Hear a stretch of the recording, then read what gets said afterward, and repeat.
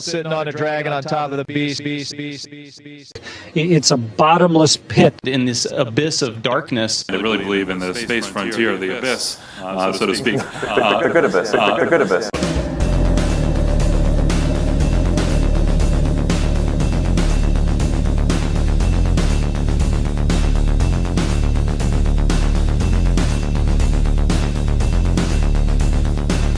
And there appeared another wonder in heaven, and behold, a great red dragon.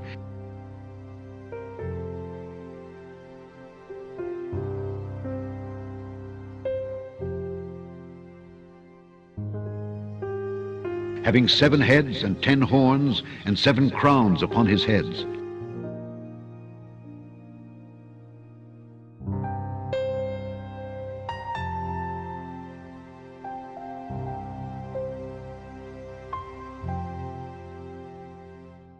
Having 7 heads and 10 horns and 7 crowns upon his heads.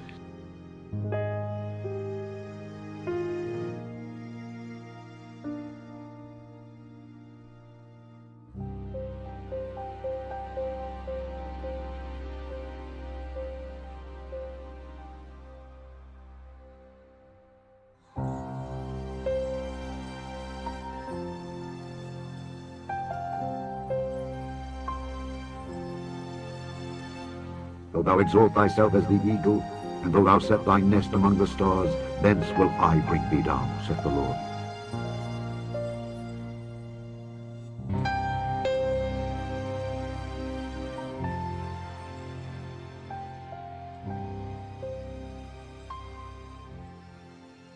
First step on a journey towards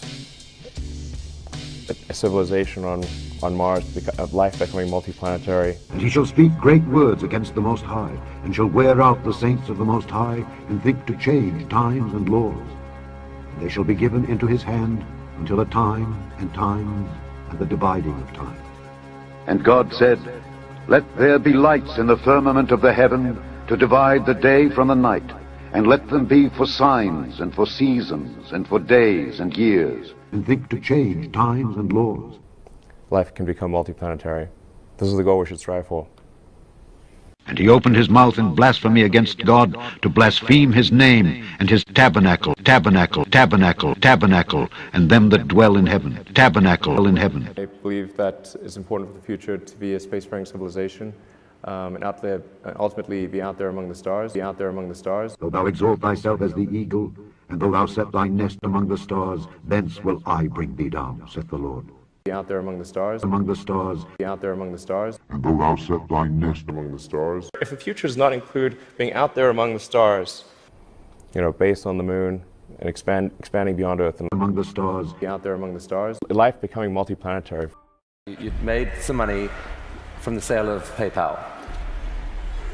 You decided to build a space company. Why on earth would someone do that? For thou hast said in thine heart, I will ascend into heaven. I will exalt my throne above the stars of God. The goal of SpaceX is to try to advance rocket technology, and in particular to try to crack a problem that I think is vital for humanity to become a spacefaring civilization. I will ascend above the heights of the clouds. I will be like the Most High. Which is to have a rapidly and fully reusable rocket. And he doeth great wonders, so that he maketh fire come down from heaven on the earth in the sight of men, and deceiveth them that dwell on the earth by the means of those miracles which he had power to do in the sight of the beast. What are the things that need to happen in order for the future to be an exciting and inspiring one? And I really think there's a fundamental difference if you sort of look into the future between a humanity that is a spacefaring civilization that's out there exploring the stars on multiple planets. And I think that's really exciting, and compared with one where we are forever confined to Earth until at some eventual extinction event.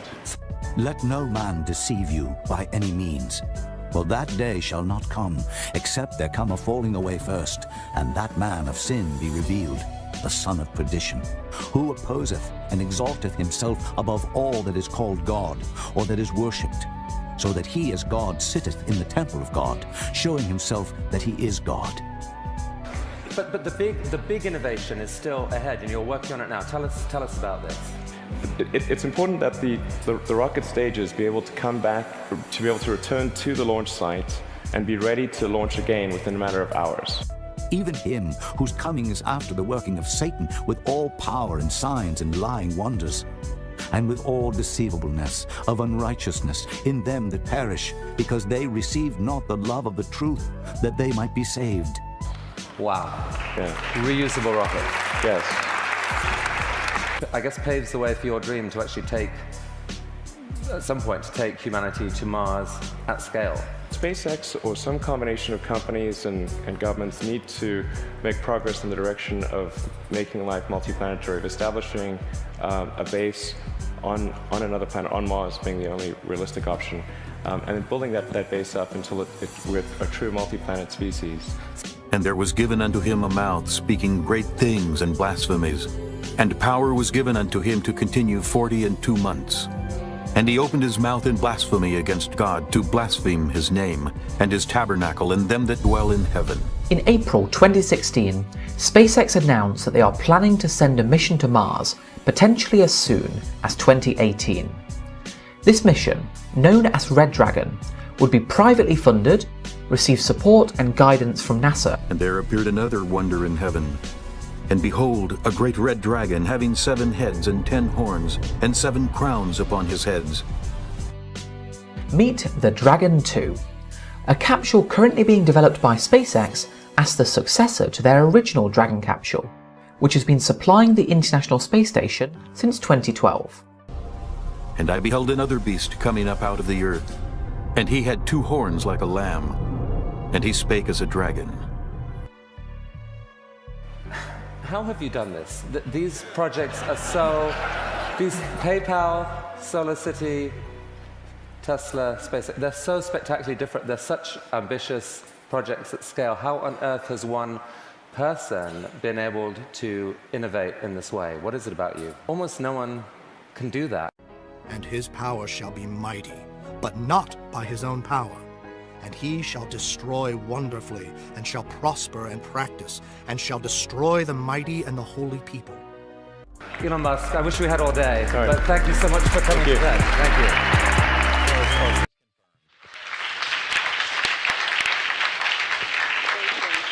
Congratulations on a wonderful capture. You've made a lot of folks happy down here over in Hawthorne and right here in Houston. Great job, guys. Houston Station, looks like we got us a dragon by the tail. We're thinking this sim went really well. We're ready to turn it around and do it for real. And I saw 3 unclean spirits like frogs come out of the mouth of the dragon, and out of the mouth of the beast, and out of the mouth of the false prophet. The 3 of you look great inside the dragon. I wonder if you could describe your surroundings a little bit, and would you feel comfortable riding up in one of those in on a future mission? Well, I spent quite a bit of time poking around in here this morning, just looking at the engineering and the flying layout. Up in a human-rated dragon is not going to be an issue. Golden Hands Aki Hoshidi was at the controls and grabbed the dragon, and then we brought it close next to the space station, and then I got to actually birth it, so that was pretty fun. A lot of cargo. You might see behind me, we started taking stuff out. Some of the white bags right behind me is all the cargo. This is a crew care package which we got. We also got a little dessert, got a little ice cream, so we're looking forward to having that tonight. We just unpacked it this afternoon, so we put it in our refrigerator here, waiting to have it tonight. It's quite a treat. We don't usually have this type of stuff up here. It's usually, thermostabilized or dehydrated that we're hydrating. So, homemade ice cream is something special, and we're going to have a little party. Aki and I were telling Yuri about it last night, and tonight's our dessert night.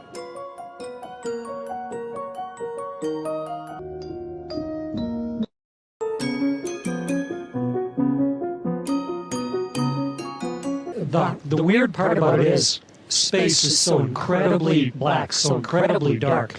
It's a bottomless pit of deep black. Almost so deep it almost has a texture when you look at it. Wandering stars, to whom is reserved the blackness of darkness forever.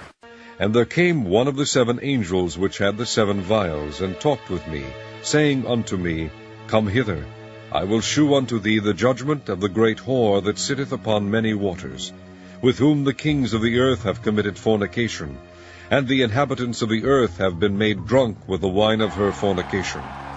So he carried me away in the spirit into the wilderness, and I saw a woman sit upon a scarlet-colored beast, full of names of blasphemy, having 7 heads and 10 horns. And the woman was arrayed in purple and scarlet color, and decked with gold and precious stones and pearls, having a golden cup in her hand full of abominations and filthiness of her fornication. And upon her forehead was a name written, Mystery, Babylon the Great, the mother of harlots and abominations of the earth. And I saw the woman drunken with the blood of the saints, and with the blood of the martyrs of Jesus. And when I saw her, I wondered with great admiration. And the angel said unto me, Wherefore didst thou marvel? I will tell thee the mystery of the woman, and of the beast that carrieth her, which hath the 7 heads and 10 horns. The beast that thou sawest was, and is not, and shall ascend out of the bottomless pit, and shall ascend out of the bottomless pit, and shall ascend out of the bottomless pit, and go into perdition. And they that dwell on the earth shall wonder, whose names were not written in the book of life from the foundation of the world, when they behold the beast that was, and is not, and yet is. And here is the mind which hath wisdom. The 7 heads are 7 mountains, on which the woman sitteth. And there are 7 kings, 5 are fallen, and 1 is, and the other is not yet come. And when he cometh, he must continue a short space. And the beast that was and is not, even he is the 8th, and is of the 7, and goeth into perdition. Even he is the 8th, and is of the 7, and goeth into perdition. In the beginning God created the heaven and the earth. And the earth was without form and void, and darkness was upon the face of the deep. And the Spirit of God moved upon the face of the waters, and darkness was upon the face of the deep. And the Lord said unto Moses, Stretch out thine hand toward heaven, that there may be darkness over the land of Egypt, even darkness which may be felt. So deep it almost has a texture when you look at it. The weird part about it is space is so incredibly black, so incredibly dark. It's a bottomless pit of deep black, almost... Even darkness which may be felt. So deep it almost has a texture when you look at it. And darkness. And realize that we're on this very special place, and this precious island in this abyss of darkness, in this abyss of darkness, in this abyss of darkness, in this abyss of darkness. And when he had spoken these things, while they beheld, he was taken up, and a cloud received him out of their sight. And while they looked steadfastly toward heaven as he went up, behold, 2 men stood by them in white apparel, which also said, Ye men of Galilee, why stand ye gazing up into heaven? This same Jesus which is taken up from you into heaven shall so come in like manner as ye have seen him go into heaven.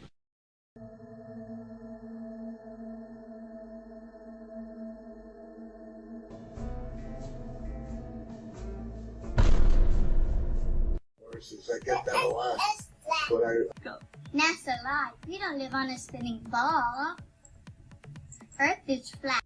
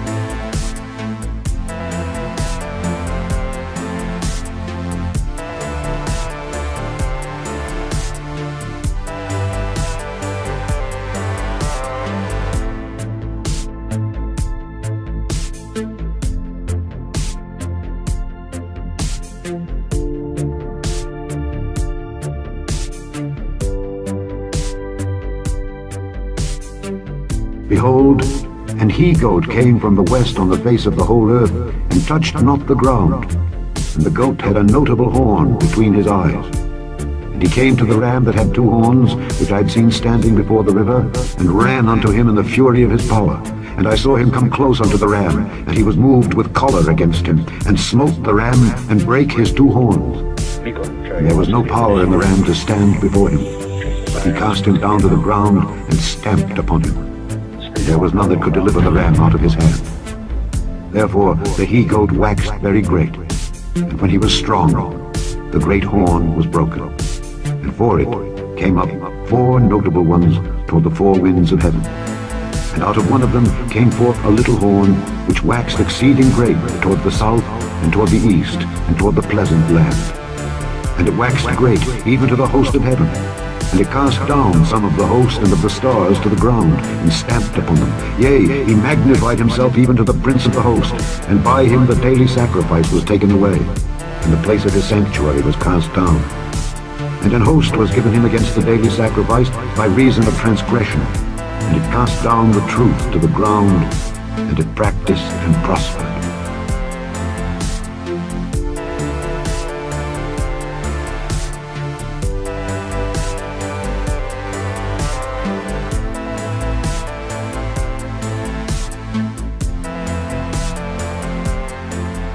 So how does it feel to ride in a dragon on top of the beast named Falcon 9? Yeah, wow. I tell you, I don't know if there's words really to properly describe what that felt like. You talk about sitting on a dragon on top of the beast, and it definitely was. You knew you were going somewhere. And this one was a little bit longer, so we actually had to live in dragon for quite a while. Ride in a dragon on top of the beast named Falcon 9. And I beheld another beast coming up out of the earth. And he had two horns like a lamb, and he spake as a dragon. Sitting on a dragon on top of the beast. Yeah, wow.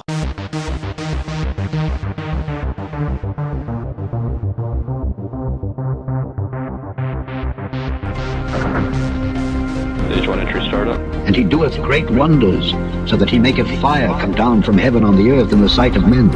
And he doeth Stage great 1 is wonders, transonic. so that he maketh fire come down from heaven on the earth in the sight of men. Fire come down from heaven on the earth. Stage 1 landing leg deploy. Fire come down from heaven on the earth.